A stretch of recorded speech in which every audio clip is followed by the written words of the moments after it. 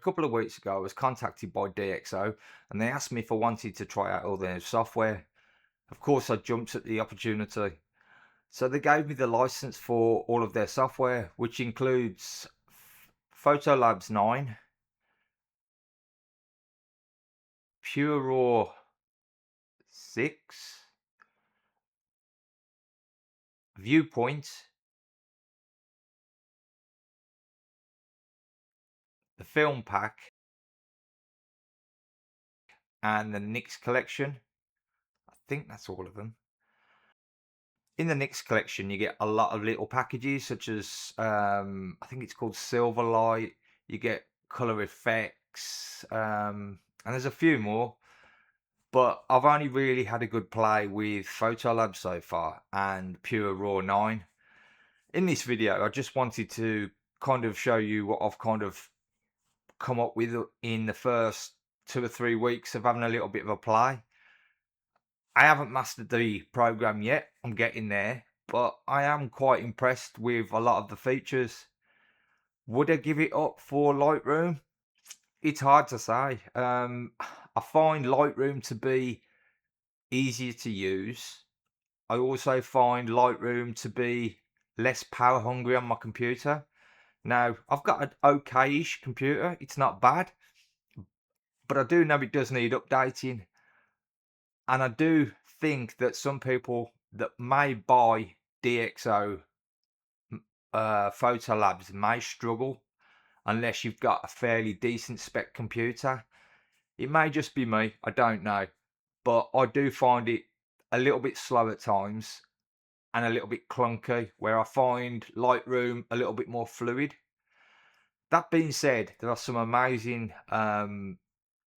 little pieces of wizardry in PhotoLabs 9 that Lightroom really could do with having, if you know what I mean, such as the color rendering. I think the color matching, color rendering, the way of picking different colors is a lot better in PhotoLabs than Lightroom.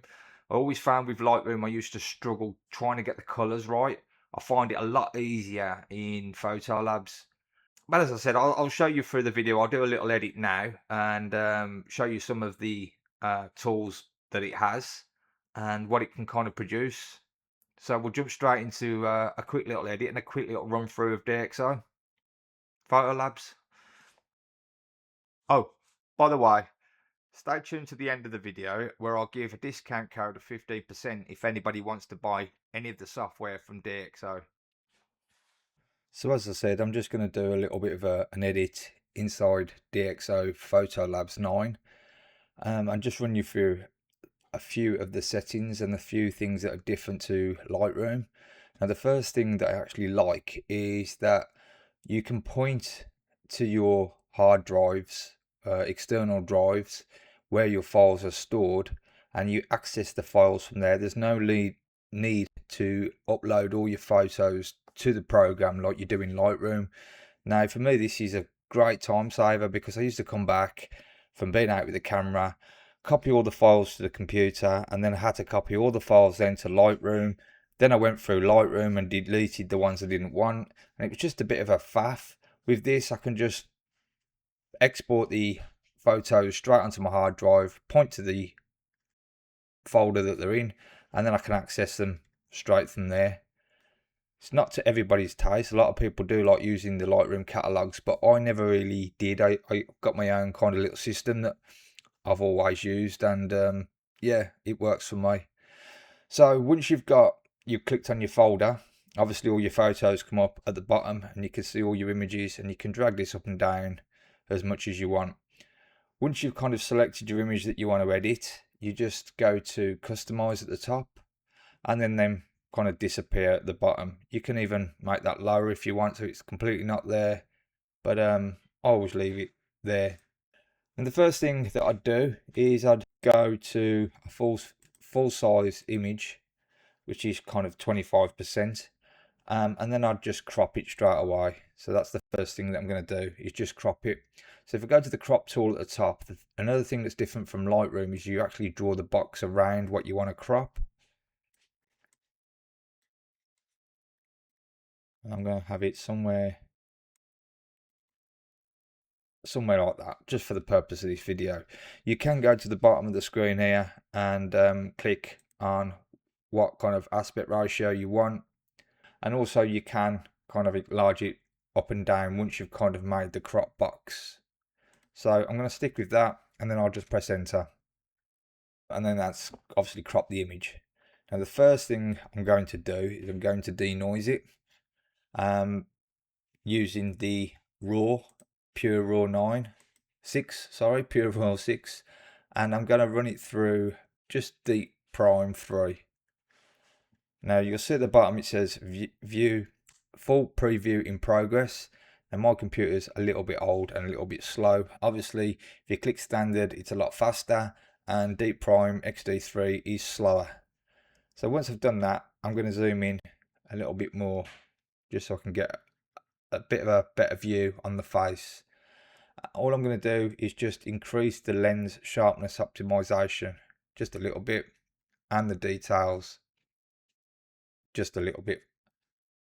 I'm going to add a tiny bit on the sharp mask to there, and then I'm going to start doing the color now. So if you zoom back out, at the top you've got your first kind of tab, which is your light tab, and this is where you change your exposure. So I'm just going to brighten it up a little bit. You've got your correction here, so you can concentrate on your highlights and how much you want to kind of adjust them to that. I think they're kind of nice. And then you have a DXO smart lighting, and what this does is it extends the dynamic range of your images by rebalancing underexposed and overexposed areas quickly and accurately. Sometimes it works good, sometimes I'm not too sure, but I think, yeah, that's done a good job this time. You can also use this on spot weighted and use the different kind of strengths, but I'm going to go with what it's kind of given me. And then you can just obviously increase the intensity of this if you want to. Then you can go to your selective tone, and your selective tone will control your highlights and your midtones. I don't want it too bright. Something like that, I think. I'm going to just up the shadows just a touch, and just lower the blacks just a touch. No, I'm not. No, I'm going to leave it there. I kind of like that. Next you have DXO Clearview Plus. Now what this does is it automatically enhances the vibrancy of your photos by reducing atmospheric haze and boosting contrast without increasing edge halos. This works, I've found, best on things like landscape photography, when there's mist and that. It kind of cuts through the mist and gives it a bit more clarity. But we'll give it a go and see what happens. So if I just turn that on, you can see it's kind of added more vibrance to it, which is kind of overdone it. So if we just turn that down to about 8, then you have the contrast buttons, and this obviously alters the contrast and your micro contrast and your fine contrast. I think I'm going to style like that. Then you have your tone curves at the bottom. I'm not going to go into that on this time, but it just works the same as any other program. You can just add your 3 spots if you want, and then obviously adjust your tone curves. Next tab across the top is your color tab.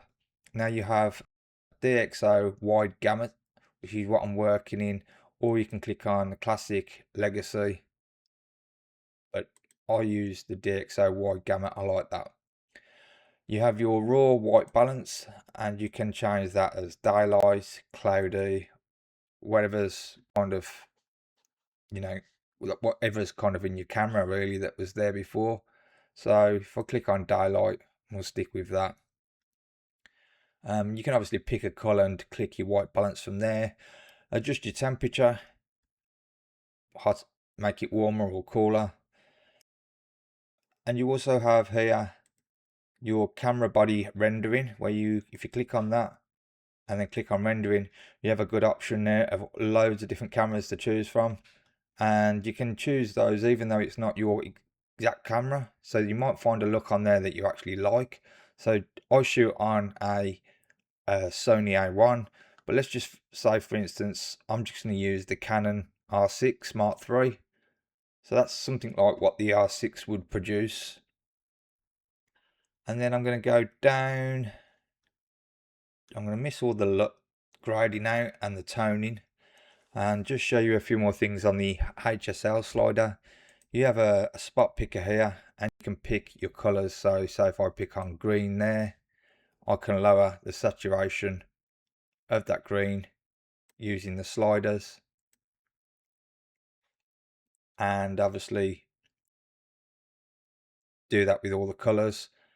And you can also adjust these to what kind of range you want that to affect, but I'll leave all that for another video. What I'm going to do then is I'm just going to go up to, I've obviously done the denoising, I've done the lens sharpening, the chromatic aberration. Yeah, it can get rid of that. I can't actually see any on this photo, but if you just press the auto buttons, it will do all the kind of heavy lifting for you there.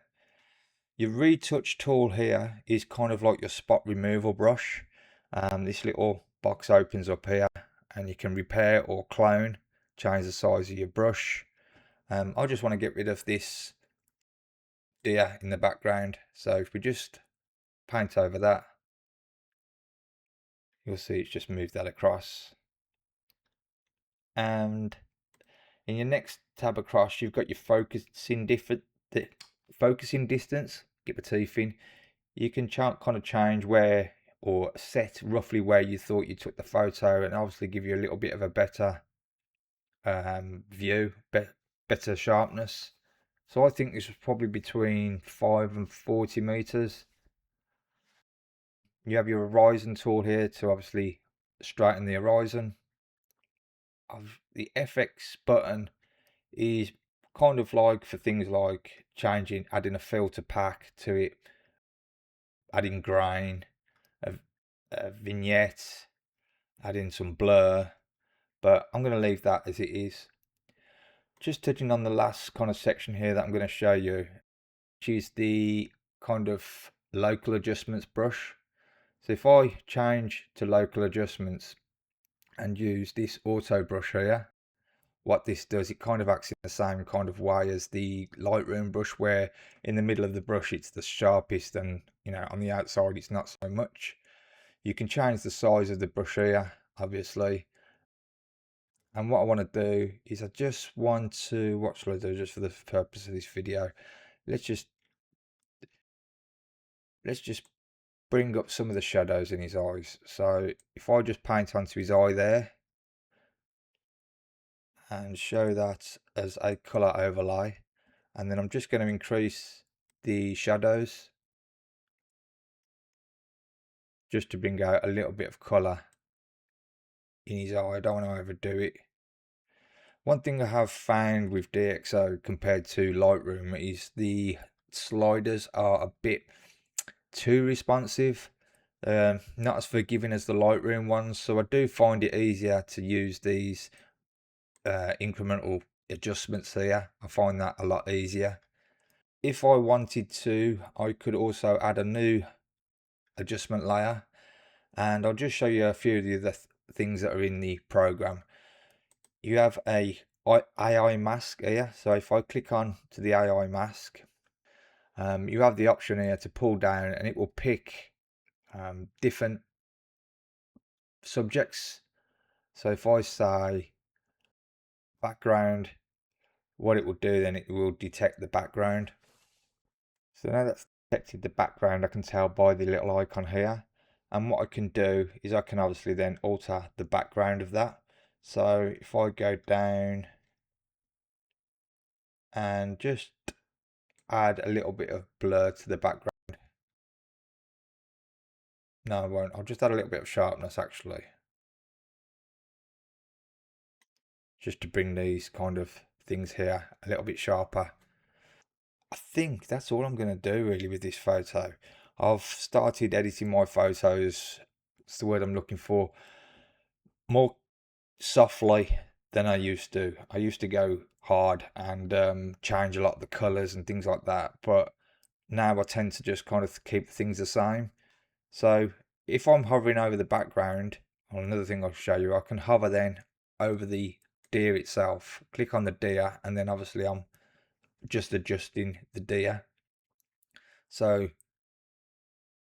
what we could do here, if we wanted, is just force a few more details with the sharp mask, just to give it more of a pop. But for me, that's too much, so it's not what I really want to do. And I'm going to just leave that there the way that is. It's not ideal, but it's just kind of gone through all of the options there, showing you what this program can do.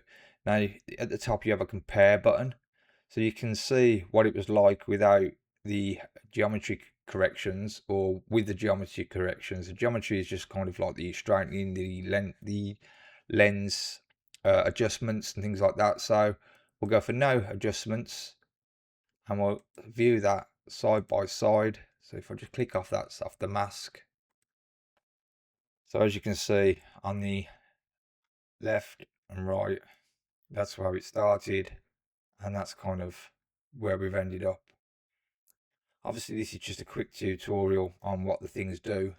I do think it's a little bit bright and stands out a bit too much, so I probably would just go back and decrease the exposure just a little bit, and maybe the contrast is a bit too much.